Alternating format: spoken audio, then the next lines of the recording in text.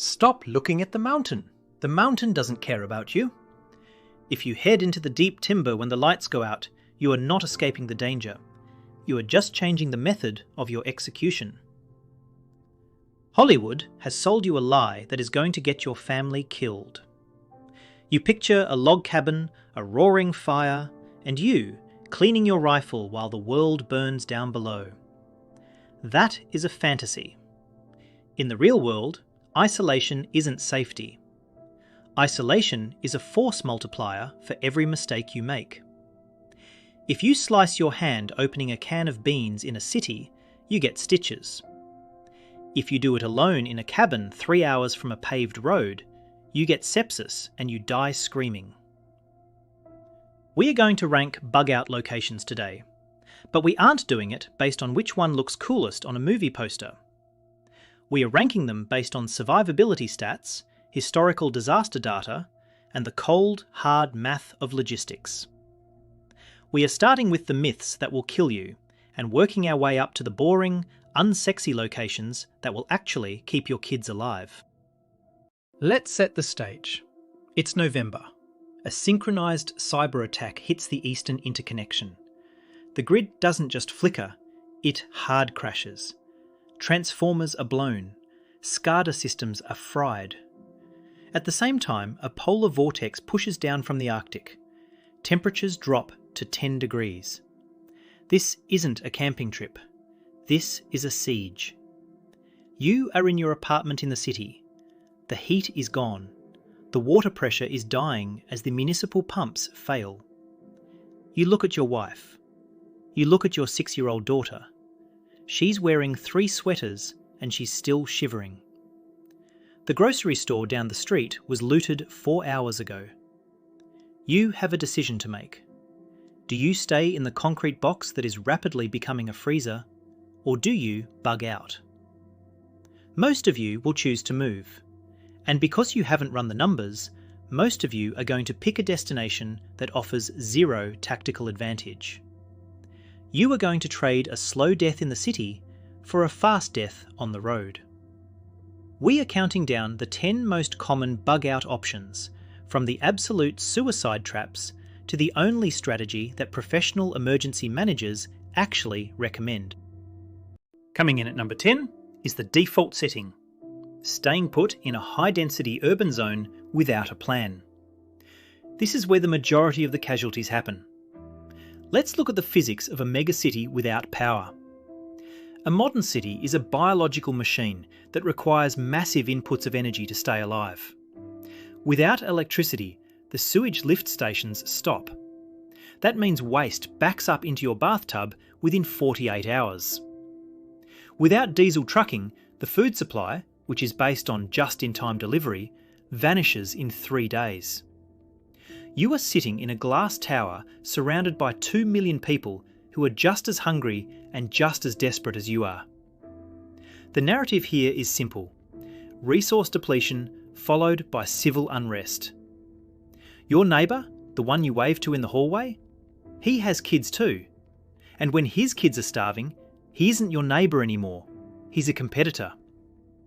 Staying put in a danger zone relies on the hope that help is coming. But in a regional grid-down scenario, the cavalry isn't coming. They are busy protecting the depots and the politicians. You are on your own in a vertical coffin. I want you to visualise this. It's day 5. The water in the pipes is gone. You're melting snow in a pot on a camping stove on your balcony, hoping nobody sees the flame. Your daughter asks you for food. You hand her a granola bar. That's her dinner. That's her breakfast for tomorrow. You see the fear in her eyes. It's not the fear of the dark. It's the fear that her father, the man who is supposed to be Superman, doesn't know what to do. That look will break you faster than the cold. You stayed put because it was easy. You stayed put because you were scared to leave your comfort zone. And now you are trapped. The elevators don't work. The stairwells are dark and smell of urine.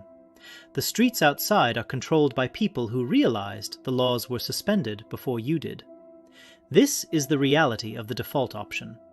It is a failure of leadership on your part. You are guessing. You think you have 2 weeks of food. The math usually says you have 4 days. You think your water storage is sufficient? You forgot about hygiene and sanitation. In a crisis, guessing gets people killed. You need hard data. I built a tool to give you that data. It's called Protocol Survival. It has a survival calculator that audits your actual preparedness level based on your location, your family size, and your gear. It gives you a survival score. If your score is under 60, you are a liability to your family. Stop hoping you have enough. Know you have enough. Go to protocolsurvival.com right now.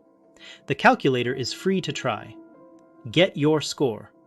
Fix the holes in your plan before the grid drops, not after. Number 9 is the Jason Bourne fantasy, the foreign bug-out. You have a passport and a plan to drive to the border or hop a flight to a safe country. Let's dismantle this. In a true SHTF scenario, pandemic, war, economic collapse, borders are the first things to close. They are choke points. Imagine driving 600 miles to the Canadian or Mexican border. You get there running on fumes and you see a line of taillights stretching back 20 miles. The border guards aren't checking passports. They are turning people back at gunpoint. Countries prioritise their own citizens. You are a refugee. You are an extra mouth to feed. And even if you cross, you are now in a location where you have zero social standing, limited legal rights, and potentially a language barrier. You are an outsider in a crisis. That makes you a target. You don't know the local threats. You don't know where the bad neighbourhoods are. You are flying blind in hostile airspace. Number 8. This is the big one. The cabin in the woods. The lone wolf retreat. You have a spot picked out on a map. Deep timber. No neighbours.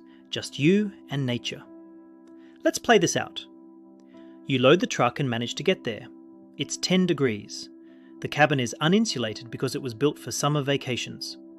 You spend 6 hours chopping wood just to keep the temperature above freezing for the night.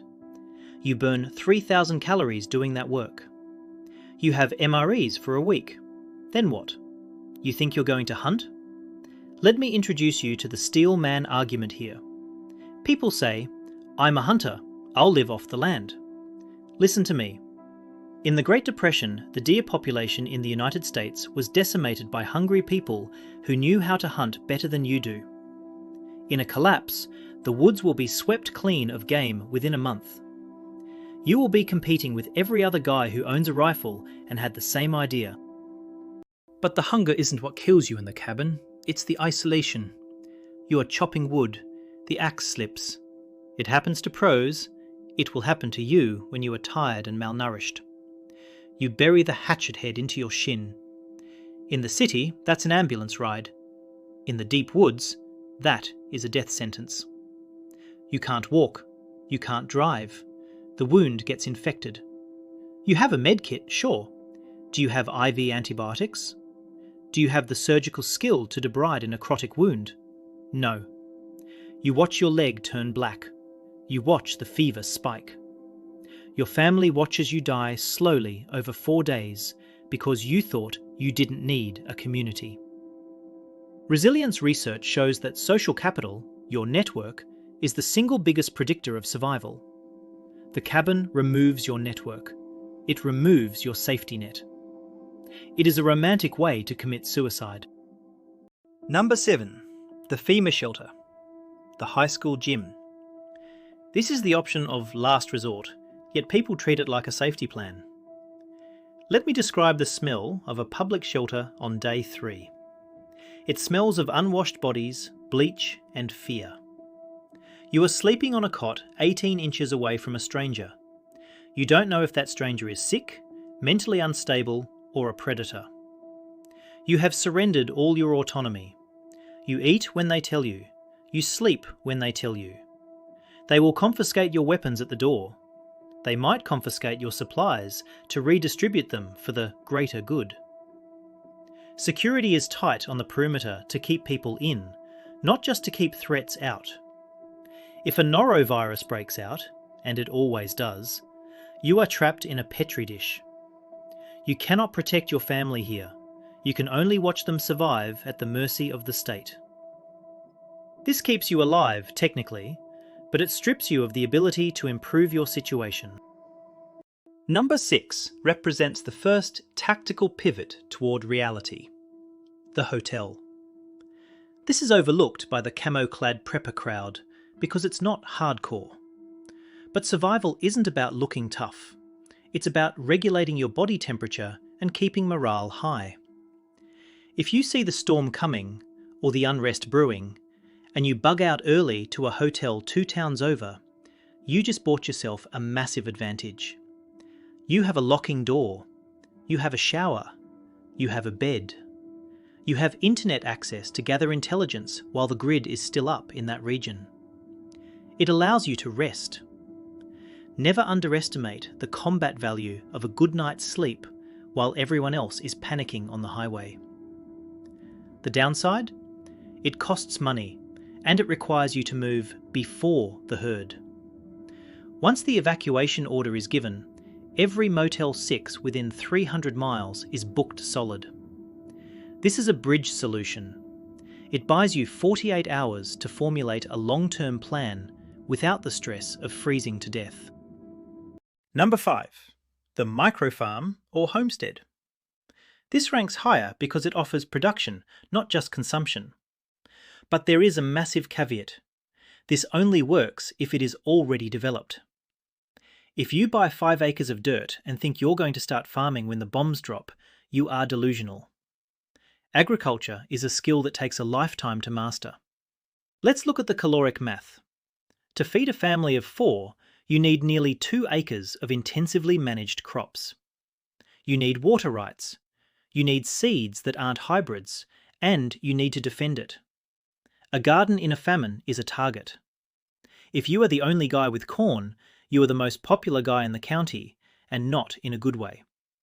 The steelman argument here is, I have a year of stored wheat. Great. Do you have a hand mill? Have you ever tried to bake bread without electric heat?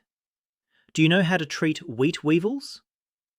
If you haven't done it in peacetime, you won't figure it out in wartime. A homestead is a job, not a vacation home. Let's go back to the scenario. Grid down, winter. Your chickens need water, but the water is frozen. You have to haul buckets from the creek. That's 3 trips a day, trudging through snow. You are burning calories faster than you can grow them. Your greenhouse plastic tears in the wind. You fix it with numb fingers. You are exhausted. And because you moved to the middle of nowhere to be self-sufficient, you have nobody to help you. If you get the flu, the chores don't get done. The animals die. The crops freeze. Self-sufficiency is a myth. No human in history survived alone. We survived in tribes. If your homestead doesn't include a dozen able-bodied adults to share the workload and the security watch, it's just a labour camp where you are the prisoner and the warden. Now we enter the realm of the practical. Number 4. A well-chosen, mid-sized city within your own country. This contradicts the run-to-the-hills doctrine, but listen to the logic. Urban resilience studies show that mid-sized cities, places with populations between 50 and 200,000, often recover faster than rural areas or megacities. They have hospitals, they have supply depots, but they don't have the unmanageable density of New York or Los Angeles. If you bug out from a collapsed megacity to a functioning mid-sized city, you are moving laterally. You are staying within the system. You can use cash, you can buy fuel, you can access emergency medical care. The goal here isn't to hide from society. It is to find a society that is still functioning. You want to be where the relief trucks can actually reach. You want to be where there is enough infrastructure to support life, but not so much chaos that the system is overwhelmed. It's the Goldilocks zone of disaster response. Number 3. your own modest rural home, if you are embedded in the community. Note the distinction. This isn't the isolated cabin. This is a house on the edge of a small village where you know the sheriff by his first name, where you go to church or the pub with your neighbours. In a disaster, rural communities have a superpower: social cohesion. They are used to being ignored by the federal government. They know how to fix their own power lines. They know how to plough their own roads. When the grid drops, they don't wait for FEMA. They organise. If you are part of that organism, you survive. You pool resources. You set up a community watch. The farmer down the road has a diesel tank. The mechanic next door has a generator. You have medical skills. You trade. You integrate. You become a tribe. But this requires you to have built those relationships before the sky falls. You can't show up on doomsday and ask to join the club. Number 2. The Peri-Urban zone. This is the fringe, the area where the suburbs bleed into the country. Why is this high tier? Because it offers the best balance of access and standoff distance. You are close enough to the city to raid it for supplies or information if necessary, but far enough away to avoid the immediate riot waves. The zombie hordes, the desperate masses, move slowly on foot.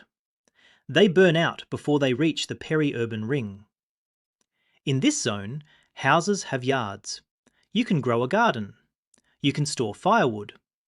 But you are still on the grid. You still have cell service longer than the deep woods. You have options. Tactical flexibility is the key to survival. In the peri-urban zone, you can go left toward the city or right toward the mountains, depending on the threat. You aren't cornered. You have roads in multiple directions. You aren't committed to a single, fragile strategy. And now the number 1 bug-out location. The one that boring government manuals suggest, and the one that actually works. The home of trusted friends or family in a safer region. This is the holy grail. Why? Because it comes with infrastructure and a support team included. You arrive at your brother's house 3 states away. He has a roof, he has heat, he has food in the fridge. But more importantly, he has a vested interest in your survival. You aren't a refugee, you are family. You double the manpower of that household. 1 person sleeps, 1 person watches the door. 1 person cooks, 1 person scavenges. You bring your supplies to add to his. You create a stronghold instantly. There is no setup time. You don't have to build a shelter. It's there. You don't have to find water. It's there. You plug into his local knowledge. He knows which roads are closed. He knows where to get fuel. This is leveraging social capital to bypass the physical struggle. But here is the catch. You cannot just show up on his doorstep with 3 kids and a goldfish and expect it to work. You become a burden. You need to have the awkward conversation now, while the lights are on. You call your brother. You say, "If the coast gets hit, can we come to you? And if we do, here is what I am bringing to the table." You agree on the rules. You agree on the duration. You agree on what you contribute. Food, security, labour. You turn yourself from a beggar into an asset. If you are an asset, you are welcome. If you are a beggar, you strain the relationship until it snaps. Tension in a crowded house during a crisis is dangerous. It breeds conflict. Pre-negotiate your bug-out plan. It costs $0, but it is worth more than a $10,000 bunker. Let's talk about the movement itself.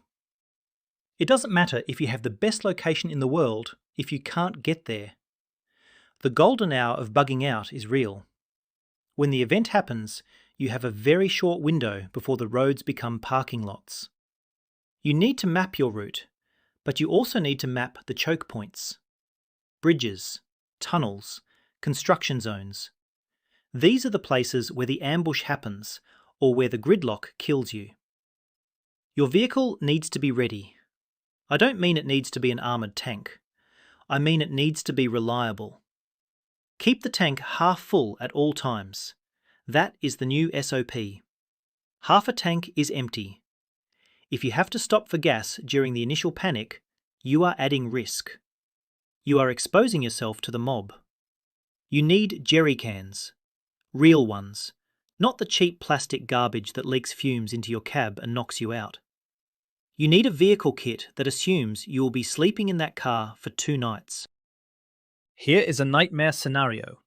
You are on the road. The cell towers go dark. Your GPS fails. Your plan, your route, your contact numbers for your family, they were all in the cloud. They are gone. You are now digitally lobotomized.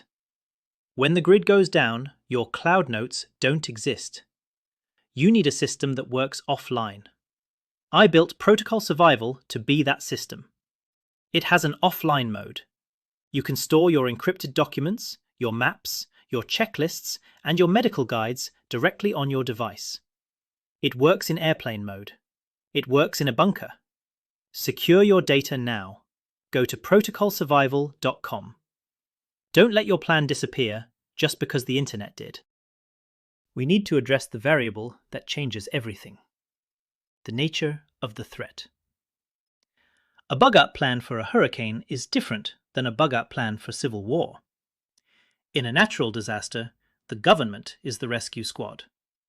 In a civil collapse, the government might be the threat, or it might be non-existent. If you are moving during a period of civil unrest, your profile must change. You are not the grey man. That's another myth. You are the transparent man. You want to look so boring, so poverty-stricken, that nobody wastes a bullet on you.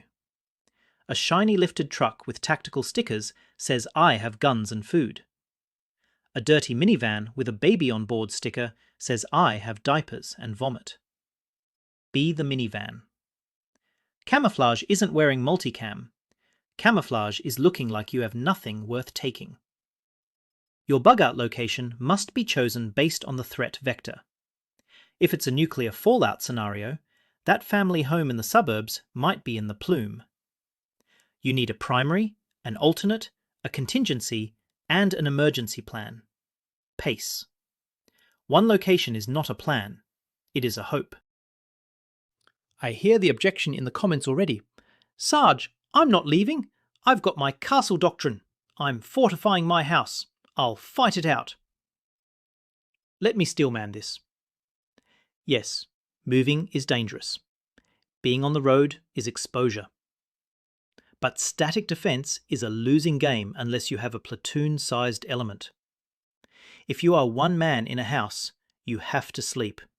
When you sleep, you die.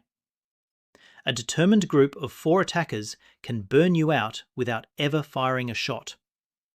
They don't need to breach your door. They just need to toss a Molotov on your roof and wait for you to run out coughing. Staying put works for short-term disturbances, riots that last 3 days. It does not work for systemic collapse, where the supply lines are cut for months. You will eventually run out of water. You will eventually run out of ammo. And you will definitely run out of alertness. Mobility is life. Stagnation is death. Don't fall in love with your house. It is just brick and wood. It is not worth your life. The hardest part of bugging out isn't loading the car. It is the decision to leave. It is the psychological break. You look at your big screen TV. You look at your comfortable bed. You look at the life you built. It is painful to walk out that door and leave it all behind, knowing you might never see it again. Normalcy bias screams at you. It says, wait one more day. The power will come back on. It's not that bad. That voice is a liar. That voice is trying to comfort you while the noose tightens. You have to be able to flip the switch. You have to look at your possessions and realize they are anchor weights. If they don't help you survive, they are trash. The moment you realize the environment has become non-permissive, you must execute. Speed is security. The people who wait until they are sure are the people who get stuck in the traffic jam of death. Trust your gut. If the hair on the back of your neck stands up, grab the bag and go. Better to be 2 days early and feel silly than 2 hours late and be dead. A quick word on the gear for the destination. If you are heading to a hotel, you need money and documents. If you are heading to family, you need consumables to contribute. If you are heading to the woods, against my advice, you need tools. But universally, you need information. A wind-up radio is good. A ham radio is better if you know how to use it. You need to know what is happening 50 miles away. Is the National Guard seizing vehicles? Are there checkpoints? Is the bridge out? Intelligence drives movement. Without intel, you are just wandering. Pack maps, paper maps, of your state and the surrounding states. Learn to read them. When the GPS satellites are denied or the grid is down, a Rand McNally road atlas is worth more than a stack of gold bars. And bring entertainment for the kids. A deck of cards. A book. If the kids panic, you panic. Keeping them calm is a tactical objective. Silence is a weapon. A screaming child is a beacon. We have ranked the locations. We have debunked the myths. But I want to leave you with this truth. The bug-out location isn't a place. It isn't a set of GPS coordinates. It is a state of mind. It is the realization that your safety is not provided by the government, and it is not provided by the walls of your house. It is provided by your ability to adapt. The best bug-out location is wherever your people are. If you have a strong team, you can survive in a parking garage. If you are alone, you can die in a fortress. Stop fantasizing about the gear and the bunker.